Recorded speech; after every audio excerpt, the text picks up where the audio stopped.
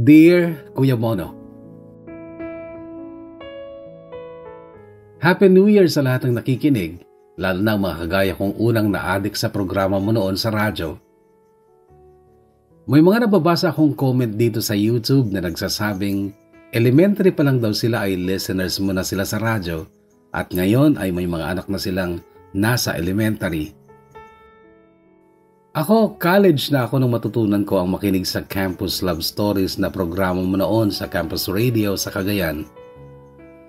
Pero ang mga panganay kong anak ngayon ay pareho ng high school, grade 8. November 2011 nung mabasa mo sa radyo ang una kong kwento pero natatandaan kong March 2011 ay nagsusulat na ako. Tandang-tanda ko yun dahil isang araw na stuck ang aming barko sa nagyayelong Arctic Ocean noon. Nakaalis lang kami matapos dumating ang ice-breaking ship mula sa Canada. Unang sampa ko pa lang noon sa barko sa tulong ni Ryan Torirong. That time ay 2 taong gulang na si Doyong na anak namin ni Helen. Si Helen naman, April 2012 ay nagtapos ng college. Pero graduating pa lang siya ay may mga kumukuha ng kumpanya sa kanya sa Dagupan City. Maganda kasi talaga si Helen, Kuya Bono, at kahit may anak na nga siya noon ay hindi halata. Inosente ang kanyang mukha at mabini ang kanyang tinig at kilos. Lahat ng katangian ni Helen o ang buong pagkatao niya, Kuya Bono, ay mas lalo kong minahal noong panahong akala ko ay mawawala siya sa akin. Noong makomatose siya matapos kaming maaksidente sa motor. Makailang ulit akong sumumpa noon sa Diyos na buhayin lang niya si Helen, buong buhay ko ang iaalay ko sa kanya. Magiging tapat ako sa kanya at pakamamahalin ko siya ng higit pa sa sarili ko. Nung magising si Helen mula sa pagkakomatose niya, lubha ang kaligayahan ko. Pero muli akong humingi ng awa sa Diyos nung malaman naming nabulag pala siya at napakatagal bago bumalik ang paningin niya. Nagpakasal kami, wala pa rin siyang paningin. Kahit nung mga anak siya, Kuya Bono, na hindi niya nakita ang isinilang niyang sanggol. Pero muli ay pinatunayan ng Diyos ang kabaitan at kadakilaan niya dahil ibinalik niya ang paningin ni Helen.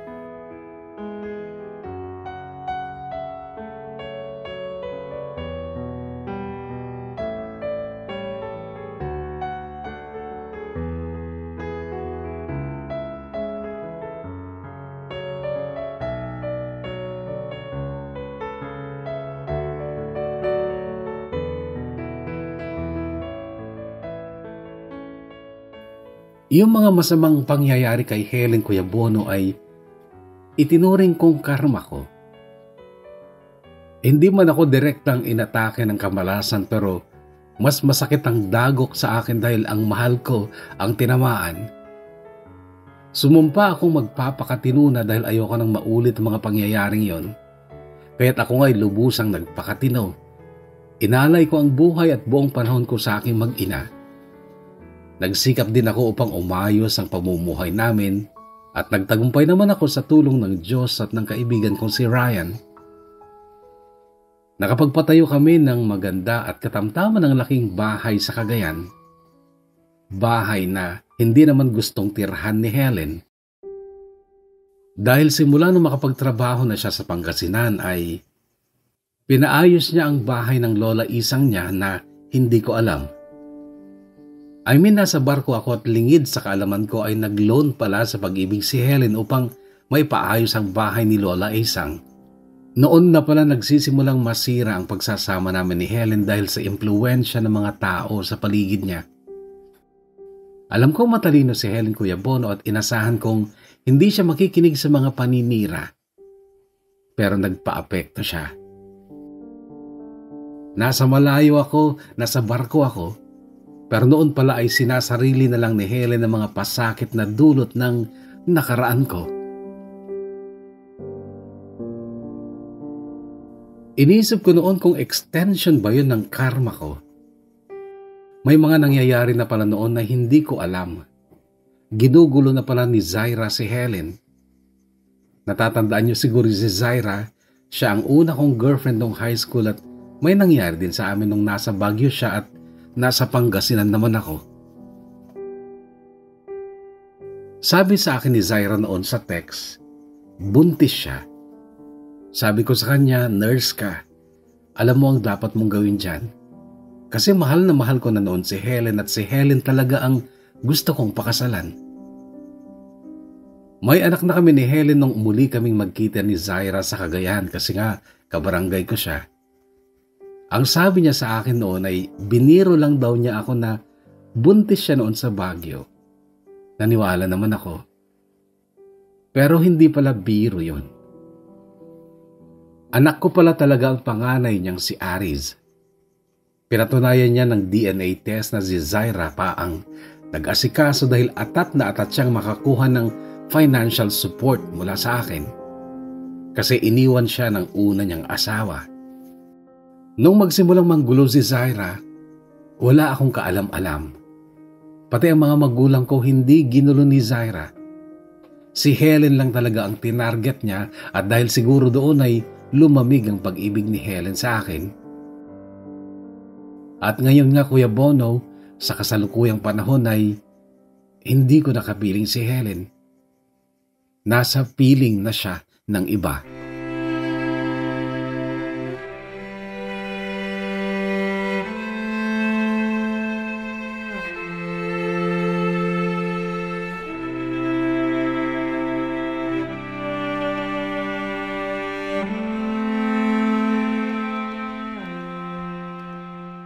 Kuya Bono, parang bangungot ang lahat at hindi ako makapaniwalang kaya akong iwanan ni Helen.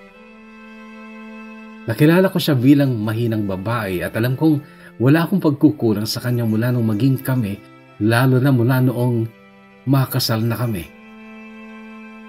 Simula nung maaksidente kami, ginawa ko lahat. Isinagad ko ang pag-aaruga at pagmamahal ko sa kanya. Lalo naman noong isilang niya si Dwayne Anthony or Doyong na anak namin. Silang dalawa ang naging sentro ng buhay ko at ang lahat ng pangarap ko noon ay para lang sa kanilang dalawa. Pero simula nung makagraduate at makapagtrabaho si Helen, tumaas ang tingin niya sa sarili niya. Sa totoo lang, tinutulan ko pa noon ang kagustuhan niyang magtrabaho dahil maliit pa si Doyong noon at isa pa'y hindi naman maliit ang sweldo ko sa barko kaya't bakit kako magtatrabaho pa siya. Ang sagot niya noon sa akin, bakit daw nag-aral pa siya kung hindi rin lang niya gagamitin? Hinayaan ko na lang siya magtrabaho at noon na daw nagsimulang manggulo sa kanya si Zaira. Labis akong naggalit kay Zaira noon dahil gumawa siya ng kwentong hindi totoo. Sinabi niya kay Helen na kami na daw ni Helen nung 4 na beses na may nangyari sa amin ni Zaira sa Baguio, kaya nabuntis ko siya. Ang masakit, pinaniwalaan yun ni Helen, Kuya Bono. Noong magpa siyang makipaghiwalay sa akin si Helen, nasa barko pa ako.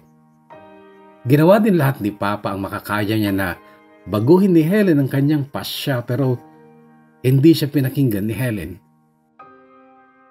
Noong makababa ako ng barko, mula Maynila, dumiretso ako ng Pangasinan upang magmakaawa kay Helen. Noon ko unang nakita ang bagong itsura ng bahay nila ni Lola Isang at talagang maganda, Kuya Bono. Pero hindi nila ako pinapasok. Ang tagal ko sa labas, kumakatok habang humiiyak sa pagmamakaawa pero kagaya ng pintuan nila ay nakasarado na rin talaga ang puso ni Helen para sa akin. Isang linggo ako noon sa Pangasinan at araw-araw ay nagsisikap akong makausap si Helen pero ni isang segundo hindi niya ako pinagbigyan. Umuwi ako ng Cagayan na may malalim na galit kay Zaira. Sumugod ako sa bahay nila. Gulat na gulat ang papa niya noon na siyang nagbukas ng gate para sa akin. Pero sa likod ng matanda ay may batang lalaki na nakatitig sa akin. At ang mga mata niya ay kagaya ng mga mata ko noong nasa ganong edad ako. Ba't ka ba nagwawala? Bulyaw sa akin ang papa ni Zaira. Medyo pasigaw ko ring sinabi na kailangan ko makausap si Zaira. Pero muli ay pasigaw niyang sinabi sa akin na wala si Zaira sa bahay nila. Muli kong tinitigan ang bata sa likod ng papa ni Zaira bago ako umalis. Ang batang yun, Kuya Bono, ay si Mark Aris.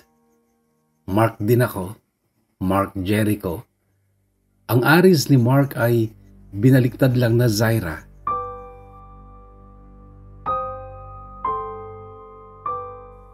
Tatlong araw ang dumaan, sina Zaira at Aris ang dumating sa bahay.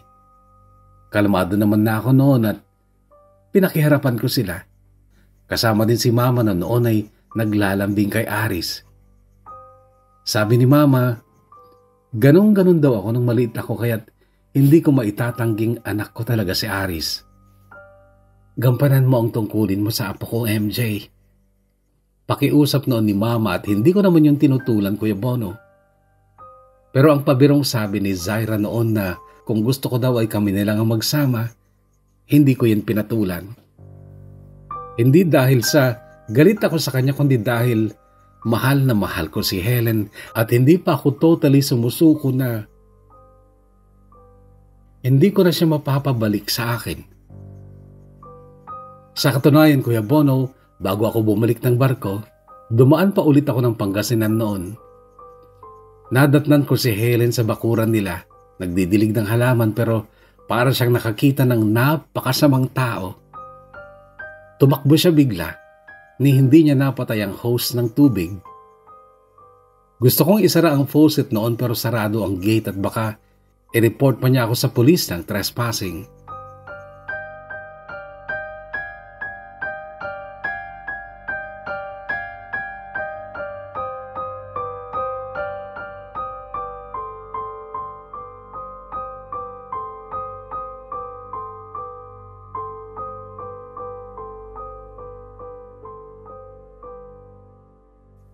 Kinagabihan noon ay napadpad ako sa isang bar at aaminin kong naglabas ako ng babae.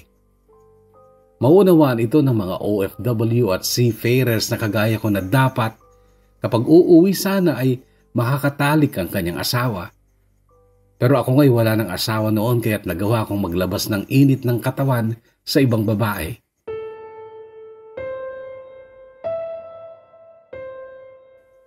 Siya si Caroline na noong naka-makeup akala ko'y ka-age ko lang. Pero nung mag-shower sa banyo ng hotel, lumitaw ang totoong itsura niya. At napaamin ko siya na ka-18 lang niya. Mabait si Caroline at mayroon lang siyang mabigat na dahilan kung bakit niya pinasok ang ganong trabaho. Maganda siya at sexy, mabait pa. Pero nung mga panahong yun ay parang nahihirapan na akong magtiwala. Sino bang pinakamaamo, pinakamabait, pinakadalisay na babaeng nakilala ko? Si Helen. Pero nasaan siya noon? Wala na siya sa akin.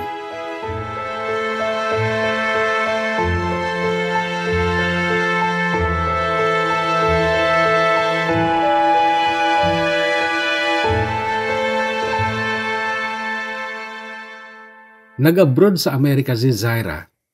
Nasa barko ulit ako nung mag-flight siya. RN siya, Kuya Bono. Registered nurse kaya't madali siyang nakakuha ng trabaho sa US. Noong hindi pa nakakaalis si Zaira papuntang Amerika ay maluwag sila kay Aris. Pinapayagan nila itong pumunta sa bahay ng magulang ko. Kung susunduin si Aris ni Mama or ni Papa, pinapayagan nila ito. Pero nung nasa Amerika na si Zaira, pinagdamot niya na sa amin si Aris. Malaking kalungkutan ang idinulot ng pagdadamot ni Zaira sa magulang ko. Dahil doon, Kuya Bono, ay ako na ang nagpakumbaba kay Zaira. Tinanggal ko ang galit ko sa kanya at dahil wala din namang nangyayari pa noon sa mga pagsisikap kong mapabalik si Helen sa akin ay pinagbalingan ko lang muna si Zaira. Sinubukan ko siyang ligawan ulit sa tulong ng internet, email at Skype noon pero kay bilis akong sinupalpal ni Zaira ng mga salitang Aanhin pa kita ngayon, MJ. Nasa Amerika na ako at kung lalaki lang, madami dito. Huwag ka na rin lumapit sa anak ko dahil hindi na namin kailangan ng pera mo.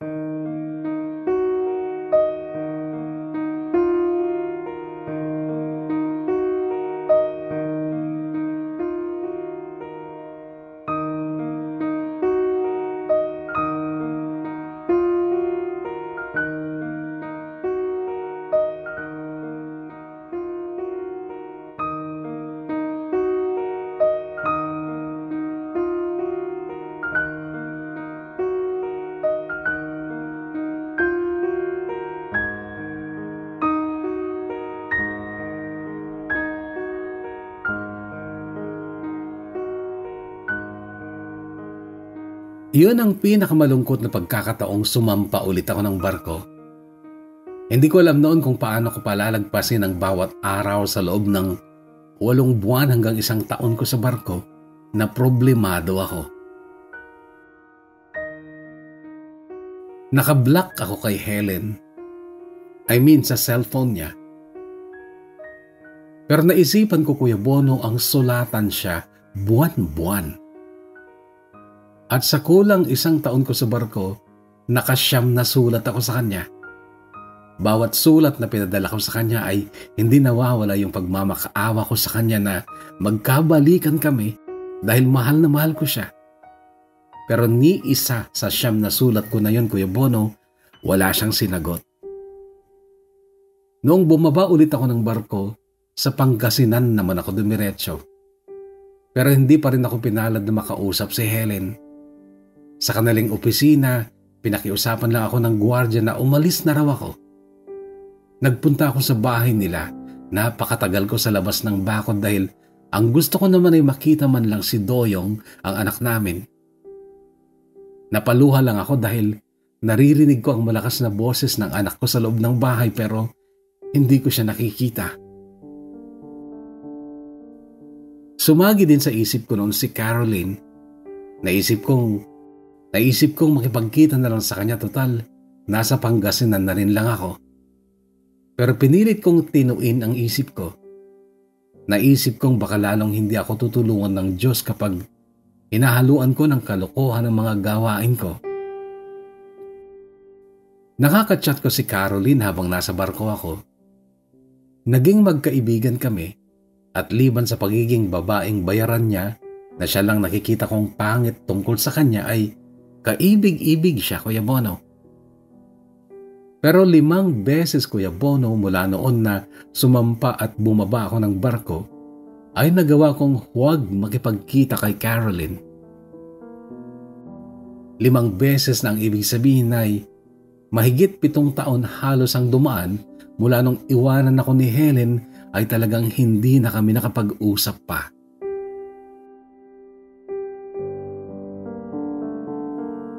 Sa loob ng 7 taon na yun, Kuya Bono, ay mayroon lang nag-iisang pangyayaring pumabor sa akin. Pero nagpasakit sa ulo ni Zaira. Naging pasaway ang anak ko kay Zaira na si Mark Aris. Hindi niya nagustuhan ang sobrang paghihigpit ng magulang ni Zaira sa kanya kaya nagrebelde ang bata. At sa mga pagkakataong parang nasusunog daw siya sa bahay ni na Zaira, ay sa bahay ni na mama siya nagpupunta. Natural, gustong-gusto naman yun ng mga magulang ko. At ayon kina mama, mabait naman daw si Aris kapag nasa poder nila ito. Napakalambing pa nga daw at kumikero pa. Ewan ko kung saan niya nakuha ang pagiging kumikero niya. Hindi naman ako joker at lalong hindi joker si Zaira. Gayon pa man ay ikinatuwa ko ng sobra ang paglapit ni Aris sa amin. Nagkabaranggayan pa nga noon sina Papa at Papa ni Zaira dahil kay Aris. Ang Papa ni Zaira ang nagreklamo sa barangay pero ang ginawa niyang yon ay pumabor pa sa amin dahil binigyan kami ng equal right sa bata. Si Aris ang kahit papano'y nakakalibang sa akin sa malungkot na panahon ko noon dito sa barko. Uso na noon ang Facebook at masipag siyang mag-chat at binubulat-ching ako. May pagkaloko-loko talaga Kuya Bon, at kung minsang mataas ang saltik ay tol pa ang tawag sa akin. Bigla lang naputol ang communication namin ni Aris noong kinapture daw ng papa ni Zaira ang cellphone niya. Nagiging daan daw kasi ang cellphone niya sa mga kalokohang ginagawa niya. Nakipag-usap pa daw ang papa ni Zaira kina papa na huwag bilhan ng bagong cellphone si Aris dahil dinidisiplina nga nila ang binatilyo ko. Nakapag-chat minsan si Aris sa akin gamit ang Facebook ng barkada niya. Ang sabi niya, "Papa, si Aris to, anak mong gwapo. Nakapture ang phone ko eh, kaya di mo na kita makakachat. Alam kong mamimiss mo ako kaya tiis ka na lang dyan. Hintayin na lang kita dito. Ingat ka. Love you."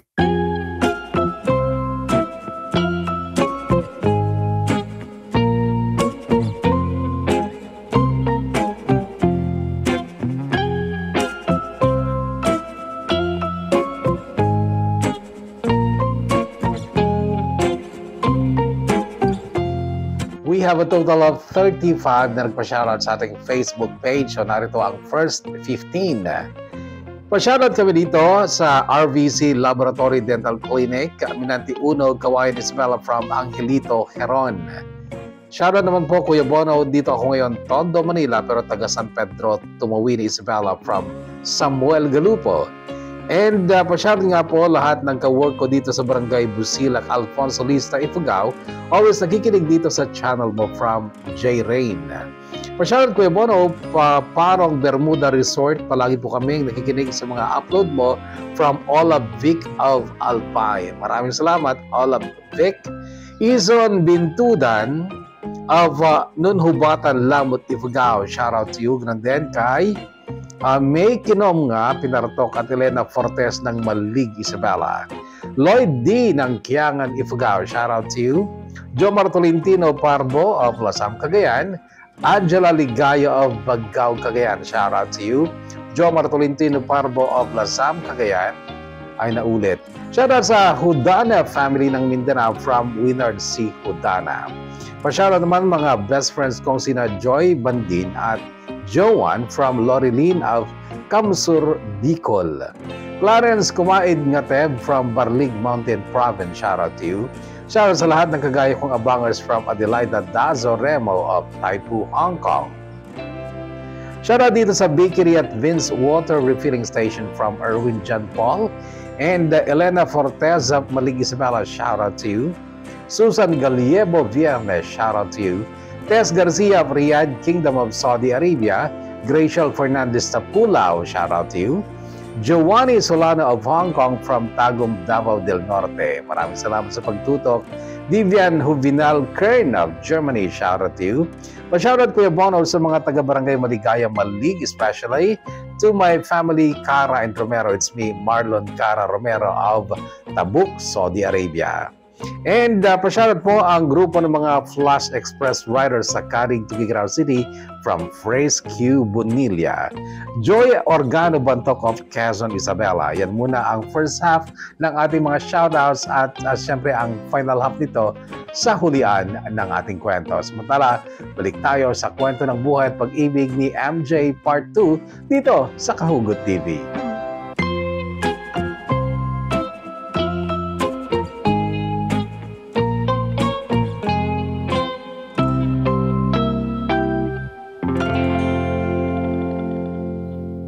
Bago ako bumaba ng barko sa ikawalong pagkakataon, that time ay 10 taon na akong seaman, sumulat muna ako kay Helen at sinabi kong kung ayaw niyang bumalik sa akin, at least sana ay huwag niyang ipagdamot sa akin ang anak namin. Miss na miss ko na si Doyong noon. Pero hindi rin sinagot ni Helen ang huling sulat ko, pero tiwala ako noon na siguro pagbibigyan niya ang simpleng kahilingan ko. Mula Maynila ay dumiretso ako ng Pangasinan, atat na sumakay papunta sa barangay ni na Helen, kahit pasado 7:00 na ng gabi. Subalit pagdating ko sa harap ng bahay nila, ay kinilabutan ako ng malubha dahil mayroong pinaglalamayan.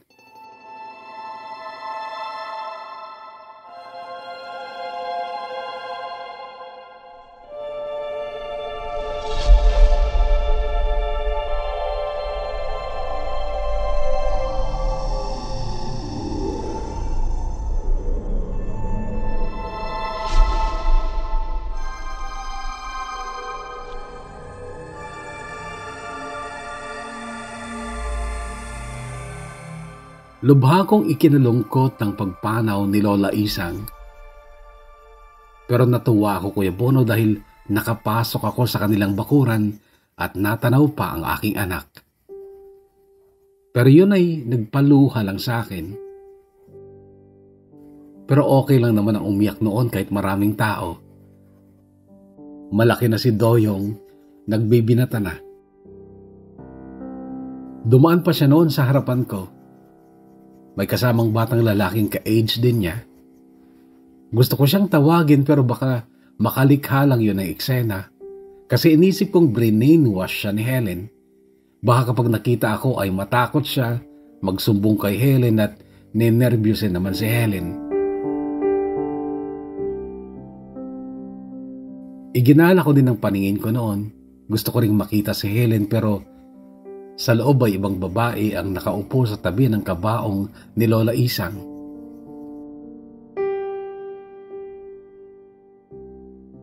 Mahigit 1 oras ako doon, Kuya Bono, na isang tao lang ang nakapansin sa akin. Si Alice na common friend namin ni Helen. Hanggang sa nagpasya na akong umalis muna. Kakain lang ako dahil noon ay pasado 9:00 na pero hindi pa ako naghahapunan. Tumayo na ako sa kinauupuan kong monoblock at humakbang palabas ng gate nang may tumawag sa pangalan ko. Boses ng babae, kaya't natigilan ako sa paghakbang. Marahan akong lumingon at mukha ni Alice ang una kong nakita. Dahil hindi ko kaagad nakilala ang babaeng kasama ni Alice. Babaeng maiksi ang buhok, medyo mataba, at buntis na. Si Helen.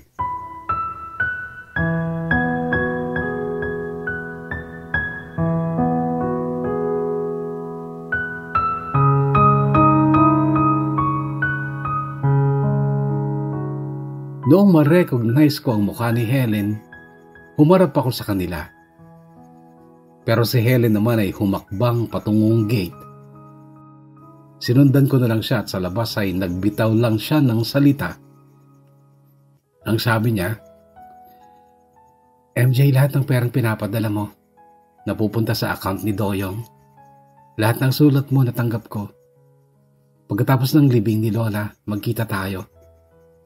Ayusin natin ang annulment ng kasal natin para pareho na tayong maging malaya." Matagal bago ako nakapagsalita. Matagal bago ko nasambit ang salitang 2 letra lang. Okay. Bago ako tuluyang lumakad palayo sa kanya. Pero kasabay ng paghakbang ko, Kuya Bono, ay ang pag-agos ng mga luha sa mata ko. Dahil matapos ng mahigit 8 taon kong pag-e-effort ay wala pala talagang pag-asang mabuo pa ulit kami. At yun, kahit napakasakit ay kailangan ko nang tanggapin.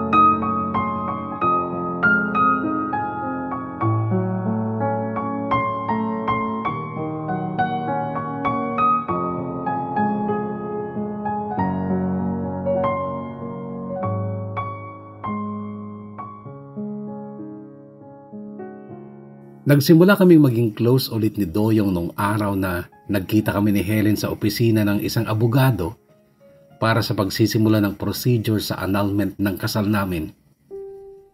Hindi ko pa rin napigilan ng mapaluha habang kausap kami ng abogado. Pero si Helen, napakatatag niya. Pinipilit kong labanan ng pag-iyak ko kasi nakaharap ang anak kong noon ay 13 anyos na. Grade 7. Ayokong isipin niyang iyakin ako. Pagkatapos ng pagkikipag-usap namin sa abogado at pagpirma ng ilang papeles ay lumipat sa isang opisina sina Helen at ang attorney. Bumuntot din si Doyong sa mama Helen niya at ako'y lumabas na ng opisina. Sa labas ay nag-aabang ako ng masasakyang tricycle nang biglang may yumakap sa likod ko. Nagulat pa ako pero napaluha ako nung makita kong si Doyong pala ito.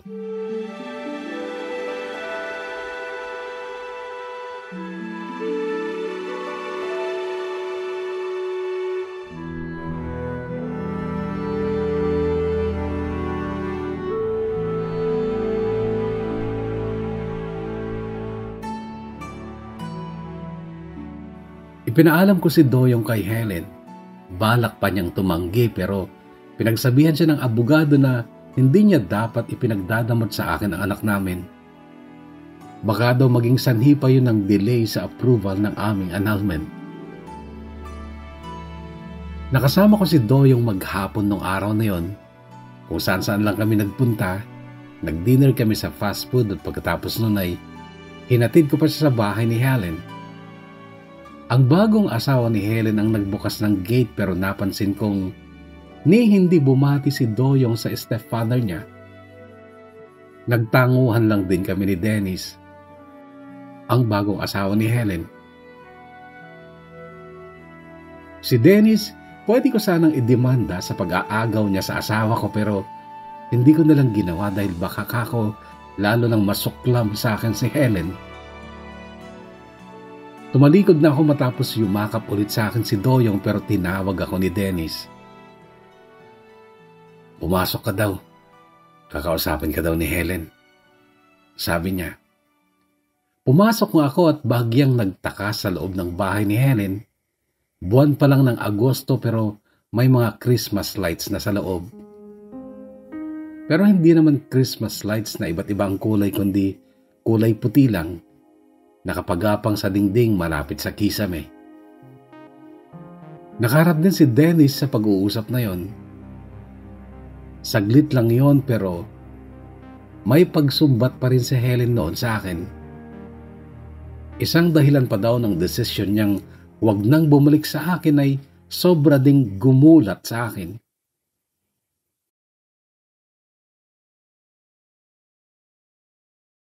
Pero sa totoo lang ay saglit lang akong nagulat.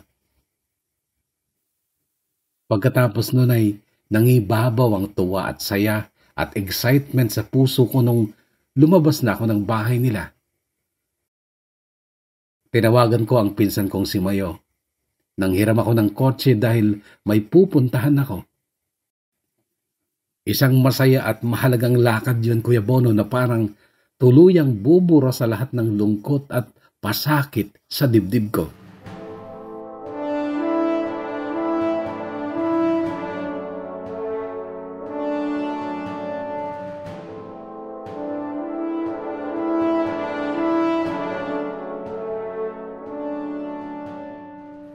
Dumating ang driver ni Mayo at isang mekaniko na nakamotor.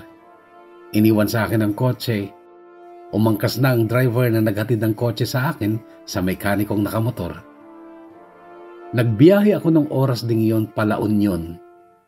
Alam kong pwedeng ipagpabukas sana yon pero pakiramdam ko talaga ay hindi umikot ang mundo ko habang nasa barko ako. Kahit ayokong magsayang ng oras para gawin ang mga dapat kong gawin habang nasa kalupaan ako.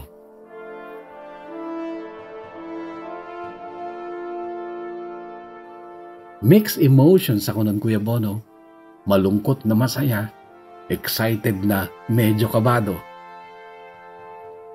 Nag-rewind sa utak ko ang mga sinabi ni Helen sa akin nung mag-usap kami.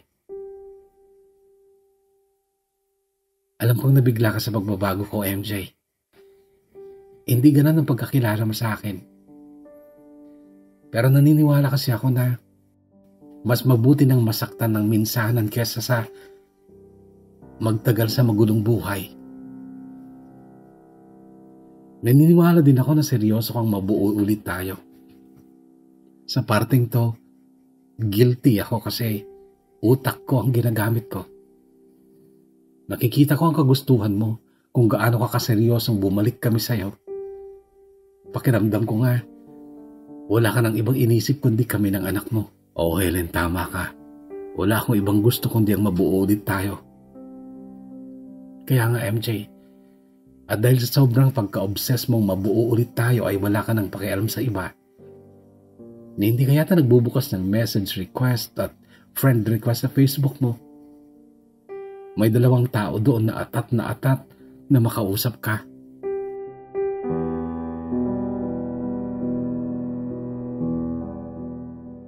Ang 2 taong yun na binanggit ni Helen nang sinadya ko sa Baknotan, La Union. Kung napakinggan nyo ang part 1 ng kwento ko noong November 2011, malamang alam nyo na kung sino sila. Dumating ako sa Baknotan pasado 1:00 ng madaling araw. Nagpalipas ako ng magdamag sa isang maliit na inn o hotel pero hindi pa kaagad ako nakatulog dahil buhay na buhay pa ang isip at dugo ko. Nag-Facebook pa ako at napakarami nga palang gustong maging kaibigan ako. At kabilang doon ang 2 taong siyang sadya ko sa Baknotan.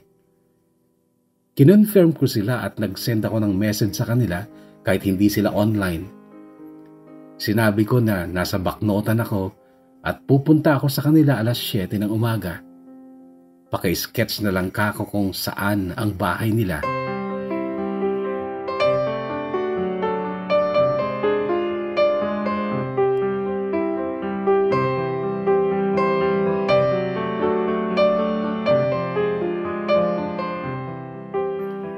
Nakatulog ako pasado 3:00 na ng umaga pero nagising pa rin ako bago mag 6:00 at may message sa messenger ko galing kay Johan. Sinabi niya ang pangalan ng purok at barangay. Huwag daw lalagpas ng elementary school. Makikita ko daw sa bakod na hollow blocks ang malalaking letterings ng Damay. Kulay dilaw daw ang pinturang ginamit sa letterings na mukhang graffiti. Napangiti pa ako nung sagutin niya ang tanong ko kung ano yung Damay. Muntik pa akong mapaluha ulit noon.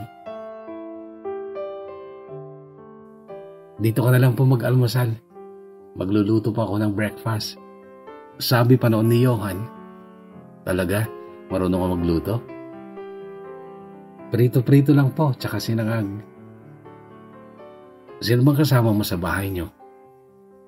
Kami lang po 2 ni Mami. Pero tulog pa siya. Napuyat po kagabi sa online selling niya eh. O sige anak, maliligo lang ako tapos pupunta na ako dyan. Sige po.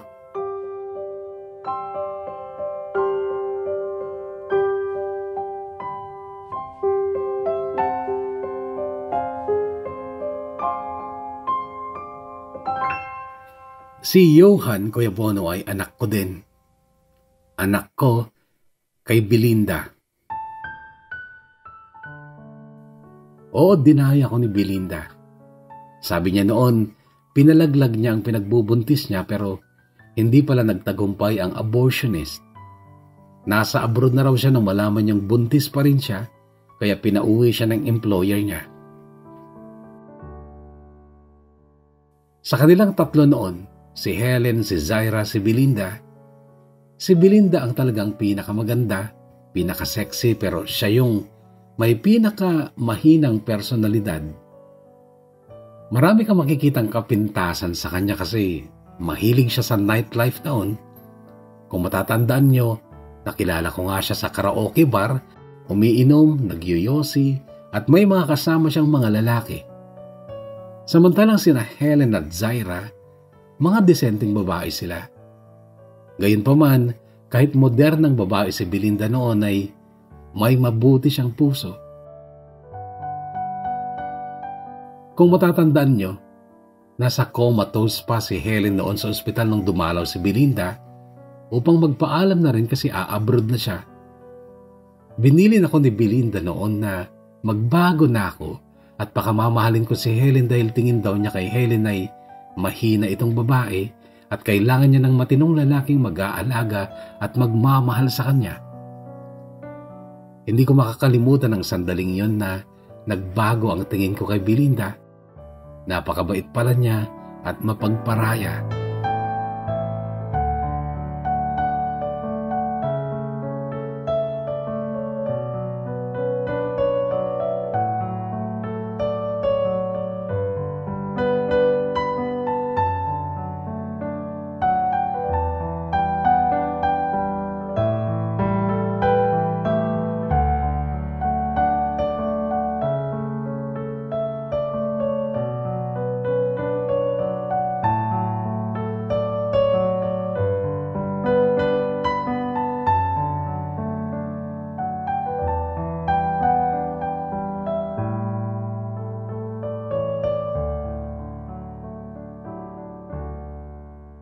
Kay daling makita ang mga letterings na damay sa bakod na hollow blocks lang.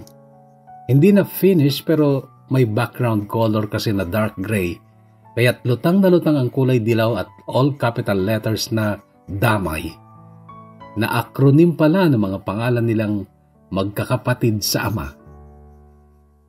Yung DA o DA, si Doyong, Dwayne Anthony, anak ko kay Helen. Yung Ma naman o MA, Mark Aris, na anak ko kay Zaira. At yung Y, siya, si Johan.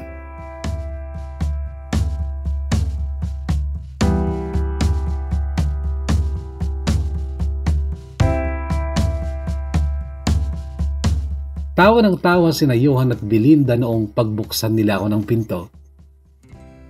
Ang saya nyo ah. Yun ang unang salitang lumabas sa bibig ko.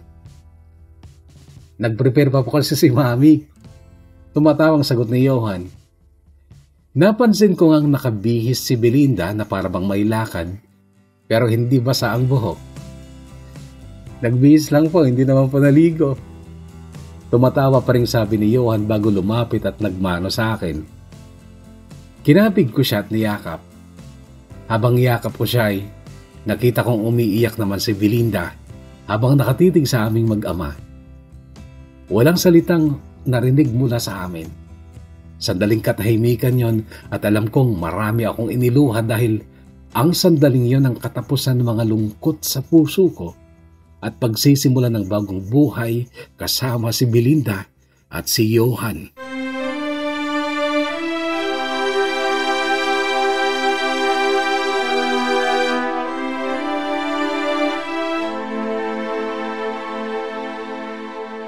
Silang mag-ina ang naghanap sa social media kina Zaira at Helen kaya't nahanap din nila ang mga anak ko sa kanila. Si Johan, inad daw niya at kinaibigan ng mga kapatid niya pero hindi siya nagpapakilala.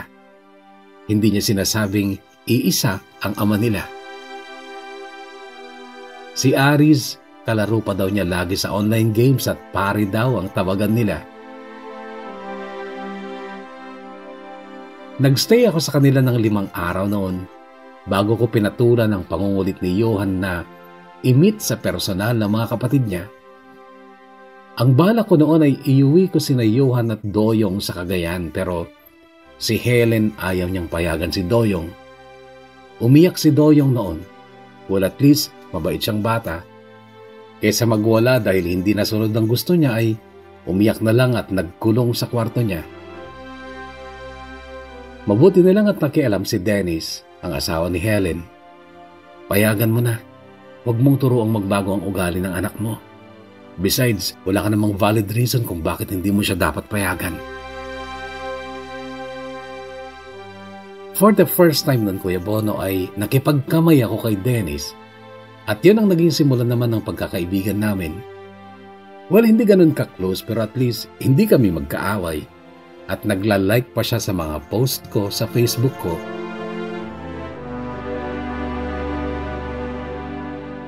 So sa Cagayan ay nagkaroon ng handaan sa bahay ng parents ko.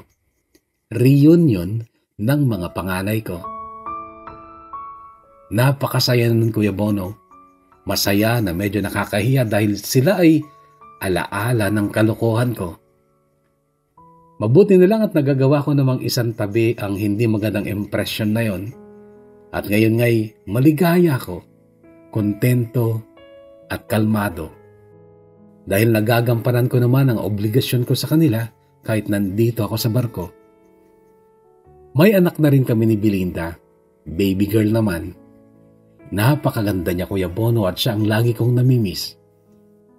Gusto kong lumaki siya na kasama niya ako araw-araw, kaya't ngayon ay nag-iipon na lang ako ng pangnegosyo upang hindi ko na kailangang lumayo ulit sa pamilya ko. Sana, Kuya Bono, ay mabasa mo ulit itong kwento ko at tatanamin kong utang na loob sa iyo ito dahil dito maiimbak ang mga alaala ng buhay ko na baka pagdating ng araw, kapag ako'y matanda na ay makakalimutan ko na. At para maalala ko'y pakikinggan ko lang dito sa YouTube channel mo. Hanggang dito lang at muli, maraming salamat. Gumagalang, MJ.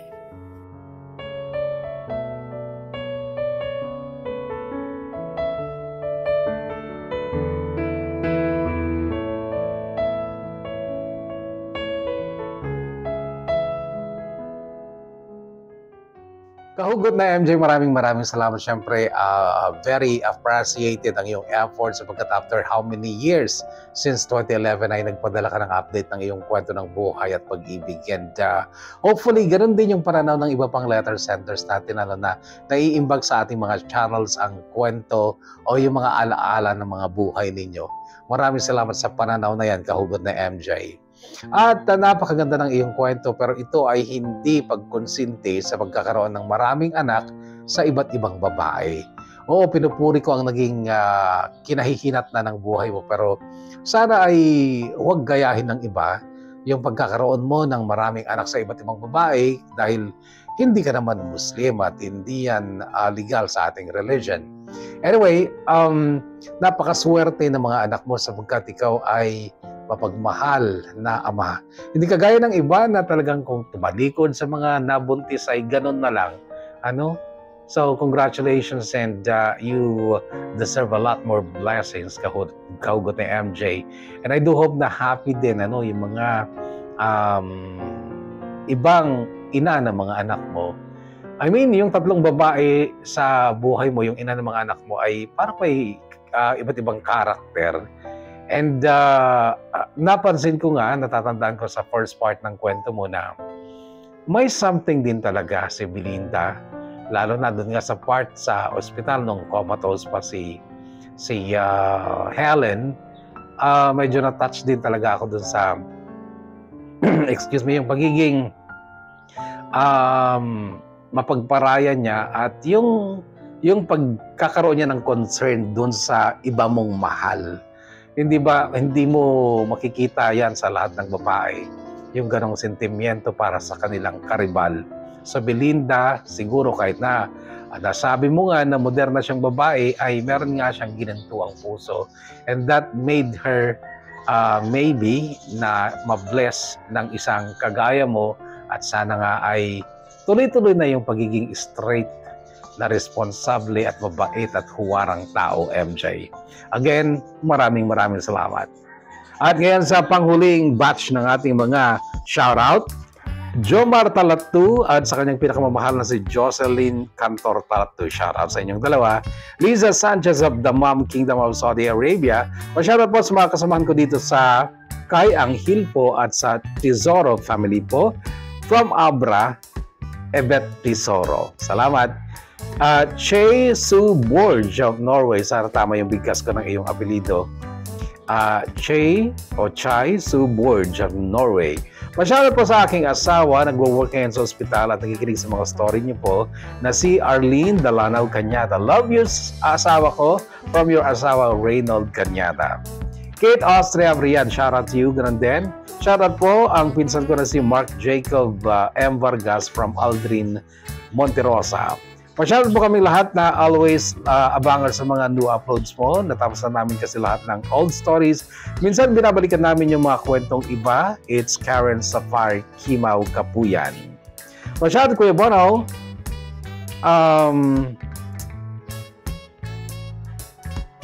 Always abangers ng story nyo at pa-shout na rin sa asawa ko, Lorenzo Padua.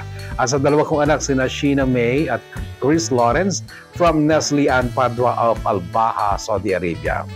Kim Sawadan Panela of Gamu, Isabela, shout out to you.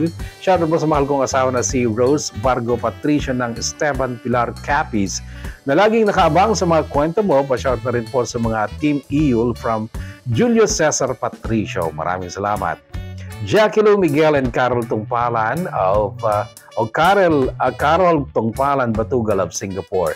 Shout out sa inyong lahat. Okay? So hanggang dyan muna mga kahugot, muli tayong magkakarinigan sa panibagong kwentong hatid ng Kahugot TV. Stay healthy, kahugot. Stay safe and God bless us all.